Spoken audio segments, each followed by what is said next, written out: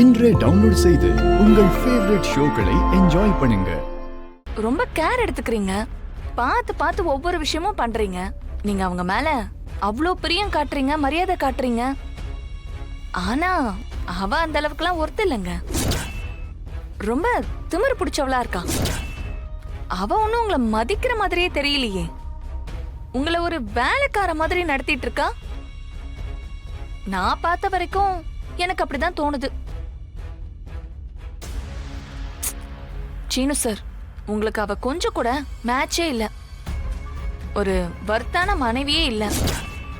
Hello, கொஞ்சம் நிறுத்துறீங்களா?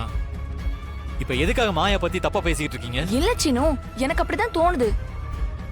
மாயா உங்களுக்கு ஒரு ஆப்டான பொண்ணு இல்ல. அவ்வளோ திமிரு, அவ்வளோ ஆணவம். என் பொண்டாட்டிய பத்தி என்கிட்ட குறை சொல்லுவீங்களா? உங்களை மாதிரி ஆணவம் படிச்சவங்களுக்கு அவ திமிராவும் ஆணவக்காரியாவும் தெரியலாம்.